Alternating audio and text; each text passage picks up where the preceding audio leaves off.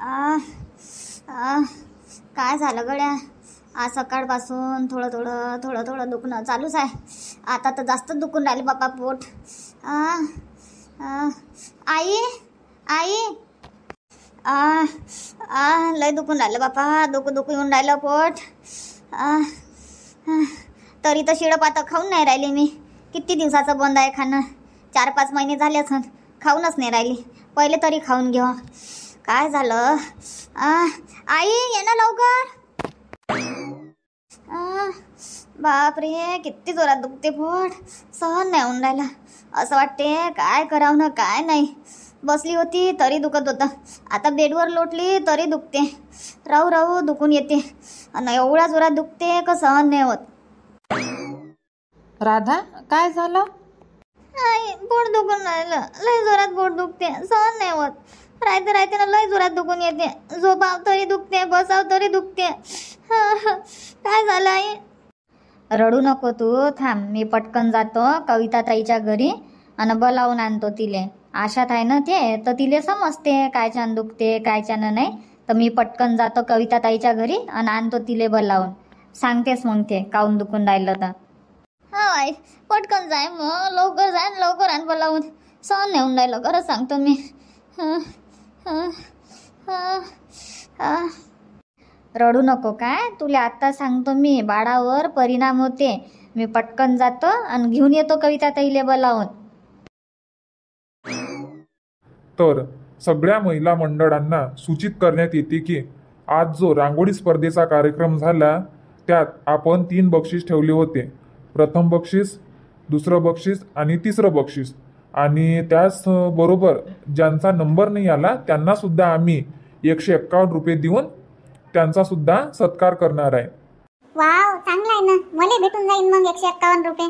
नाही काय नंबर येऊ का नाही येऊ भेटणं तर आहेच. चांगलं झालं बापा माय नाव दिलं रांगोळी स्पर्धेत. तर पाय बरं सगळेले बक्षीस आहे ह्या वर्षी. मला असं वाटत होतं का 3च बक्षीस आहे. पहिलं बक्षीस, दुसरं बक्षीस आणि तिसरं बक्षीस.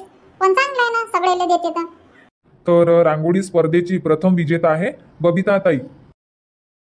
वाव माझा नंबर आला. पहिला नंबर. बापरे. आणि दुसरा क्रमांक आहे रुपा. माय बाई माझ्या आईचा नंबर आला. तरी मी म्हणतच होती मनातल्या मनात माझ्या आईचा नंबर येतेच म्हणत होती. किती मस्त रांगोळी काढली माझी आई ना. उठून दिसून राहिली. मग काऊन नाही येणार नंबर. बरोबर आहे. जे होणार होतं ते तर होणारच आहे. पहिलेच म्हटलं होतं मी. आता 2-3 जण आहे बरोबर देते म्हटलं घरच्या घरी नंबर. तर बरोबर नंबर देऊन राहिले ना ते. पहिला नंबर बबिता वहिनीले, दुसरा नंबर रुपाले आणि आता तिसरा नंबर काय माहित कोणाला देते. मला देते का आता आशाले देते नाही तर मग या प्रियाले देऊन देईन. सांगताय नाही येत. आणि त्याचबरोबर 3rd क्रमांकावर आहे प्रिया.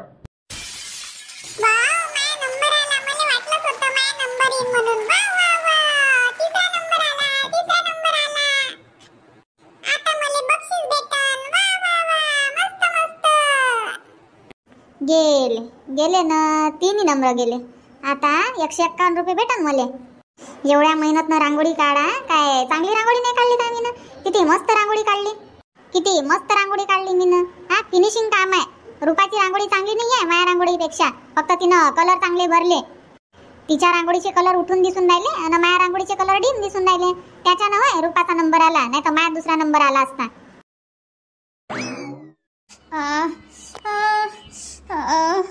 जोरात पोट दुखते. कविता काय झालं असन म्हटलं राधाले. काय झालं काऊन पोट दुखत असन. सकाळपासून दुखून राहिलं तिचं पोट. थोडं थोडं. मी म्हटलं दुखत असन बा सहज. लक्ष नाही दिलं. पण आता तर जास्त दुखून राहिलं पोट. जेवणही नाही केलं तिनं. वनिताबाई तिला भरती करा लागते. आता डिलेवरीचा टाइम आला त्याच्यानं पोट दुखून राहिलं तिचं. काय तुम्हाला समजत नाही. हा तुम्हाला समजायला पाहिजे. आता 9वा महिना चालू आहे. हा डिलेवरीचा टाइम आला असन म्हणून दुखत असन बा पोट. हा काही समजत नाही काय तुम्हाला.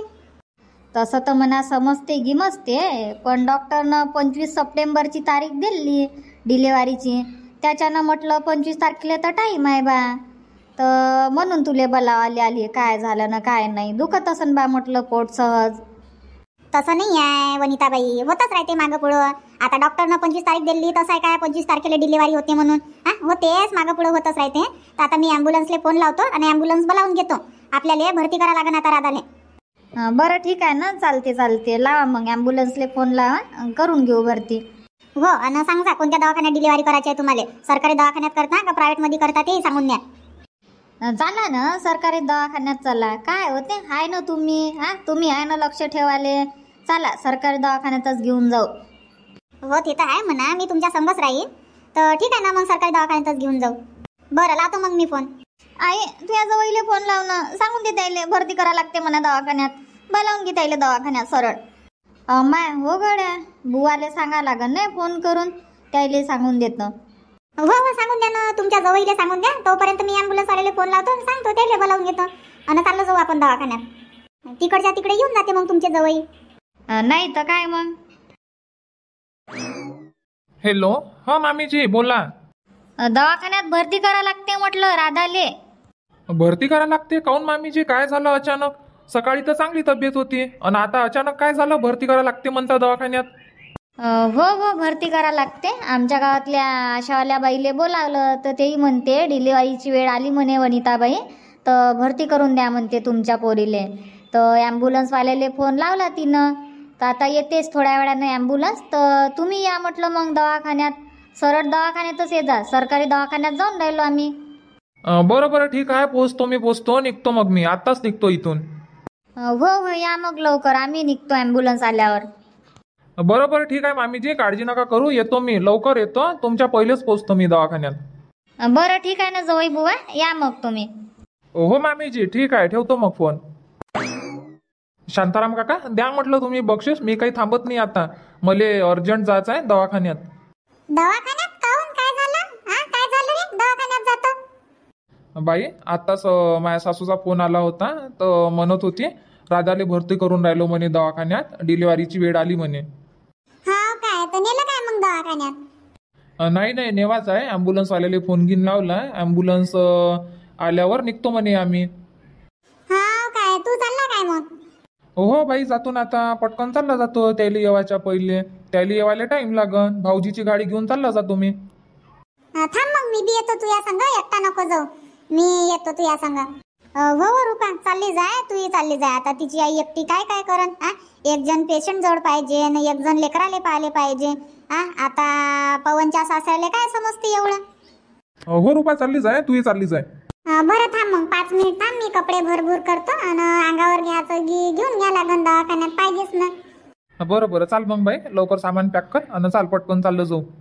बरं चाल मग. काकाजी देऊन द्या मग तुम्ही बक्षीस. ठीक आहे ना पवन, देतो आम्ही बक्षीस देतो, सुनील आहे ना मी, देऊन टाकतो बक्षीस. आणि बक्षीस दिल्यानंतर काय कार्यक्रमच संपला. बरं येतो मग भाऊजी. थांब ना पवन, मी येतो संग, आपण 3 जण चाललं जाऊ.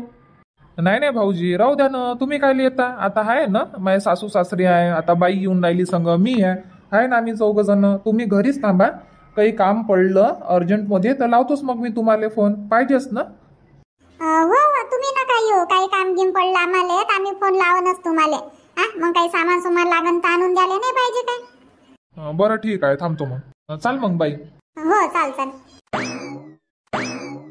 येतो मग शांता मावशी. हो ये मग. आणि पाहिजे म्हटलं बरोबर लक्ष ठेवजो. आणि काही काम गिम पडलं पैसा गिशाचं तर लावजो मग फोन. ठीक आहे ना मावशी, लावण. अहो गाडीत पेट्रोल गिट्रोल आहे ना, नाही तर मग अर्ध्या रस्त्यात बंद पडन गाडी. हाय रुपा, गाडीत पेट्रोल आहे, आजच पेट्रोल टाकलं ना, 300 रुपयाचं हाय पेट्रोल. बरं आणि म्हणत आहे पाहिजे म्हटलं मग थोडस लक्ष ठेव जा माझ्या पोरीवर. हो रुपा लक्ष ठेवून ना, काळजी नको घेऊ, तो लक्ष ठेवतो मी. आई लवकर ये जा. हो लवकर येतो, दवाखान्याचं काम झालं म्हणजे येतो. तोपर्यंत राहायचो मोठ्याच्या घरी. आजी आहे, तू आहे, मोठे आहे. ठीक आहे ना आई. बरं येतो मग, उशीर होऊन राहिला आम्हाला. बरं या मग. अन बरोबर जाता म्हटलं, संध्याकाळचा टाइम आहे, गाडी बरोबर चालवतो म्हणा पवनले. हो मावशी बरोबरच चालवते ना तो गाडी.